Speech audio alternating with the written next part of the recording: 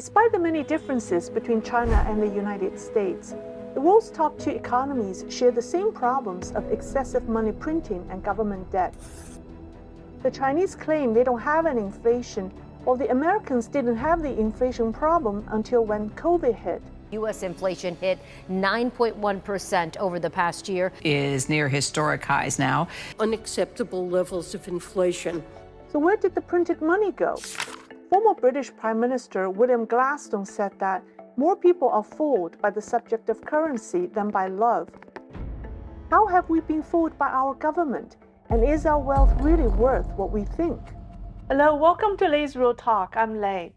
I've talked extensively about China's excessive money printing and debt problems. Having watched American politicians debating over debt ceilings and government budgets last month, I found that the debt problems confronting Americans are no different than the problems the Chinese have, and others throughout history were also familiar with the same problem.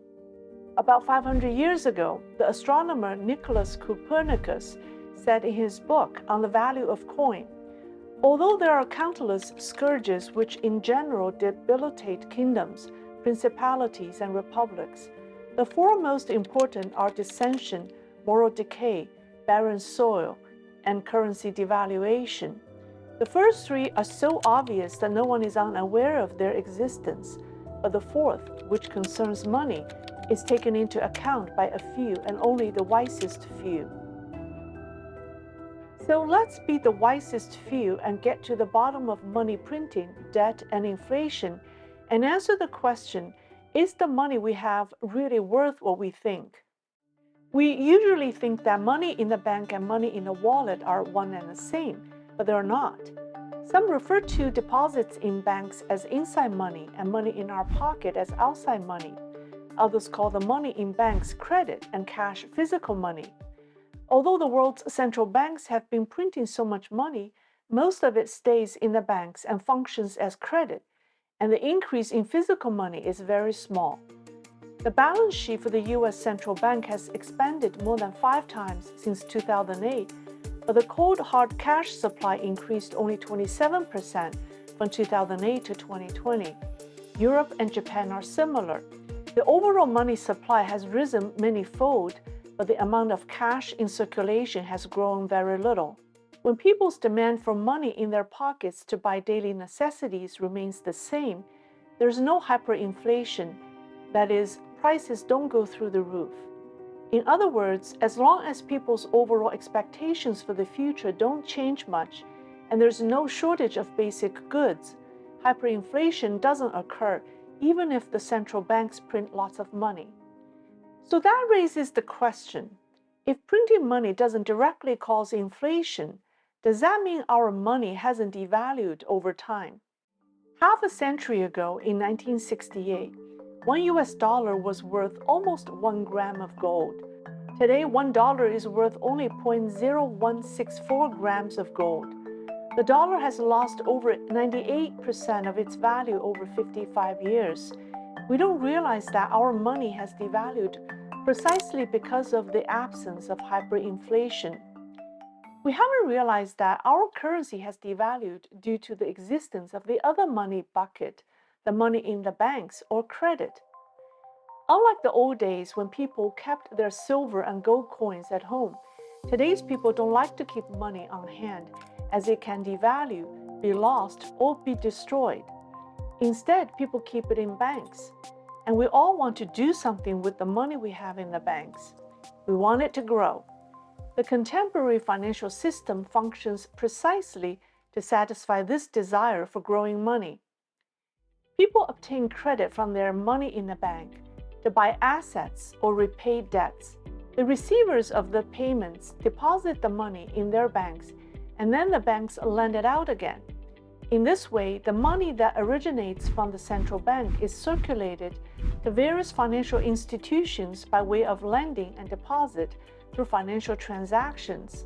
As this process continues and the cycle repeats, a $100 bill, for example, that a central bank printed is multiplied and may reach $500 or even $1,000 worth of assets in circulation. That's how money grows in the credit system. But there are consequences. The first is that debt also grows. After the central banks print money, it is injected into circulation in the form of debt. The more money printed, the higher the debt. The second is that asset prices grow with debt. In the past decade or two, we've seen debt and asset prices skyrocket together. In 2008, the total value of the U.S. stock market was about $11 trillion. It had soared to $41 trillion by the end of 2022. The total value of the U.S. real estate market in 2008 was about $13 trillion. Today, it's $42 trillion. The total value of the U.S. bond market, including treasuries, was about $30 trillion in 2008. Today, it has risen to $40 trillion. All of the money in the above three categories come from credit or money in the bank. So while asset prices have soared, U.S. government debt has also jumped from under $10 trillion in 2008 to more than $31 trillion today. The former governor of China's central bank, Zhou Xiaochuan, used the pool theory to explain why the Chinese government printed astronomical amount of money, but China didn't experience hyperinflation.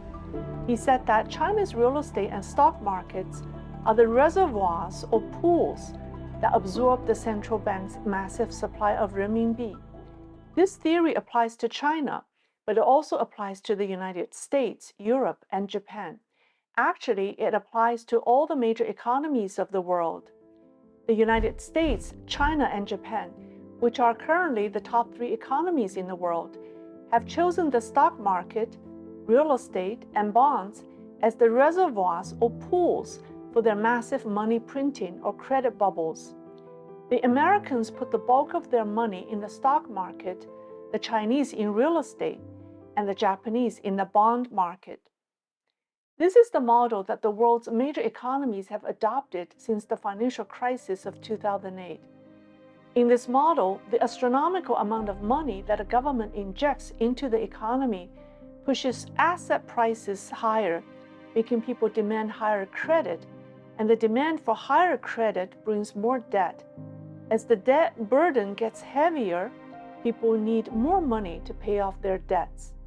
Society as a whole gets hungrier for more money in the bank or credit, and the central banks print more money to quench people's thirst.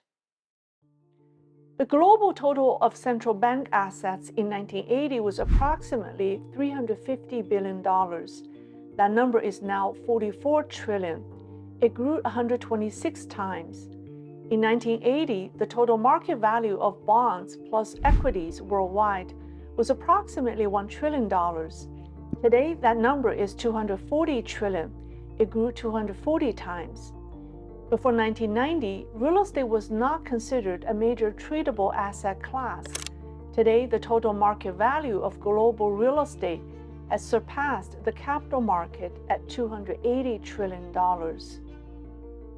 In this model, the devaluation of money didn't show up as hyperinflation or rising prices of daily necessities, but as rising property and stock prices.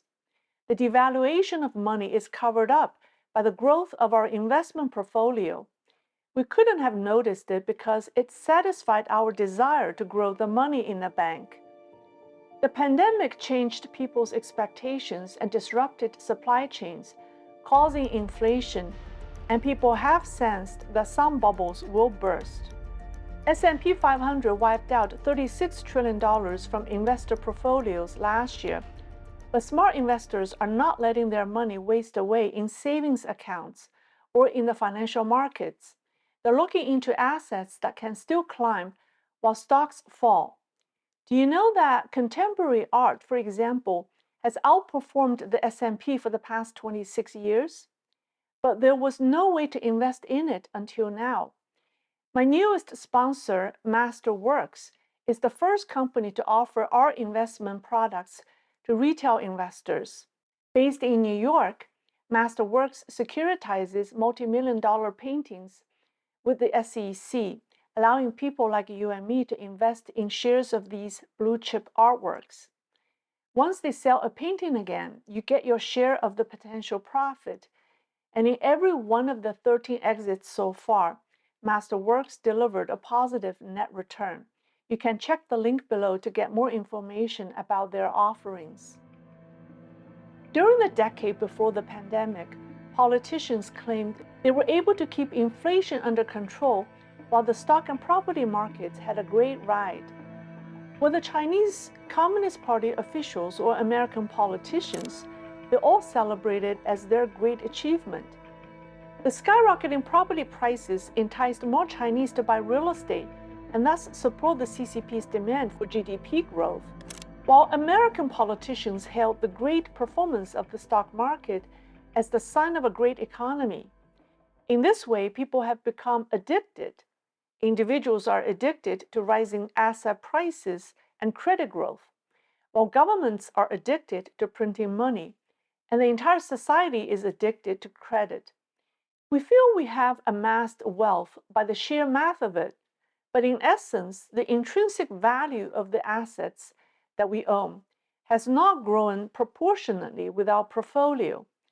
A significant portion of the growth we have amassed in real estate and stocks is perceived wealth tied to money printing.